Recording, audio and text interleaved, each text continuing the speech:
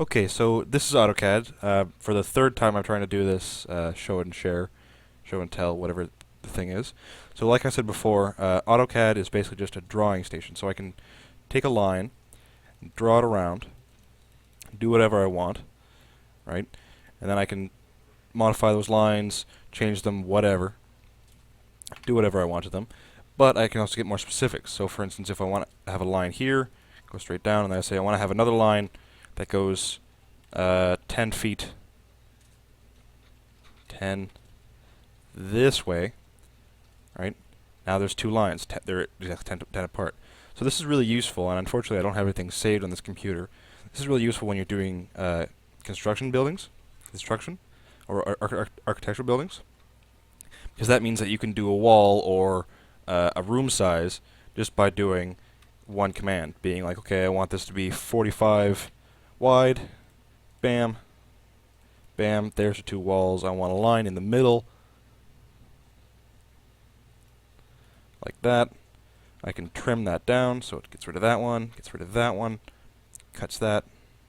I should leave that there, cut that and that. Then I can make myself another little 45. There we go. Now I've got a nice little box that I can plan my room in. So it's a fairly simple program to use. I mean, it doesn't look like it. There's a lot of different shortcuts and all that kind of stuff. So I think I'll just go through some of the basic ones. So up in the top left over here, there's the bar. It's got all different things in it. So it's got line, just draw straight lines with it.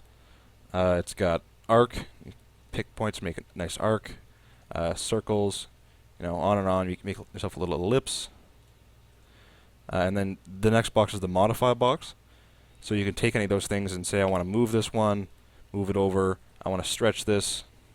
Fine, I'll stretch it. That didn't work very well. Let's try that. There we go. I can copy it, find a point, and say I want to copy it from here. Copy, copy, copy, copy, copy. If my thing stops freezing. There we go. Etc. The other thing is, if, for instance, I have that circle there, I want to make it colored. I can go into modify and hit. Is that the one? No, I want this one. There it is. Hit hatch. I clicked the button I didn't want to. Swath. I want it to be solid, it says. So I go, okay. Fill that and that. Make it solid white. Okay, great. Congratulations. So with that, you can do a whole lot of graphical things as well. I think I'll probably open them up on the computer at school, and people can see them if they want. I've got a bunch of stuff saved at school for the graphic designs done for Drama Festival and for the 50th anniversary stuff, because my tech design class was highly involved with that. Anyways, going back to the more modified stuff, so there's a whole whack of commands that you can do stuff with. So I selected the mirror command, and it'll select anything you want and make a mirror copy of it across any axis you select. Right. So down here I've got my little thing, and it says, okay, do you want to erase what you've selected? I say no. Done. It gives me a second one. So there's a couple of other things that I do sort of automatically because I've been working with this so long. There's two different kinds of windows for it. There's the green window and there's the blue window. The green window will select anything it touches. So for instance, I just have to touch that line and the whole thing is selected. Whereas the blue window, I have to cover it completely to select, which makes it much easier if you want specific things. For instance, if I want to select this arc here without selecting the whole oval, I just go bam, get that without a problem. But the other thing is there's a whole bunch of commands on the keyboard and the mouse that make it a lot easier. So for instance, I'll zoom way out.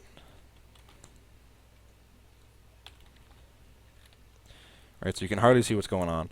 And then if I double-click the mouse, it zooms you right back to full size, which is really useful. Another couple of commands are, fairly simple stuff like L is for line. You can see down the bottom where this command prompt is. You can say, okay, I want to draw a circle, so the command would be C. Go bam, circle. I want to draw in, I don't know, I want to fillet something so it connects with something else. Click, click, right? Connects to it. The other thing is, if you're doing something that has an opposite command, so for instance, if I wanted to trim something, if I wanted to trim this line, right, so I trim it so it goes back to that, and I was like, oh, wait, I don't want to do that anymore. I can either do Control-Z, undo it, or I can hit Shift, and it'll extend the line to the next one, right? So it's a fairly simple, it's a fairly easy thing to use. The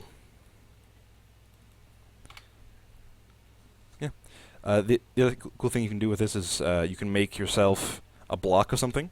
So for instance, if you're doing a bathroom and you made yourself a toilet years ago, and you didn't want to have to keep redrawing it, you could just make that toilet a block,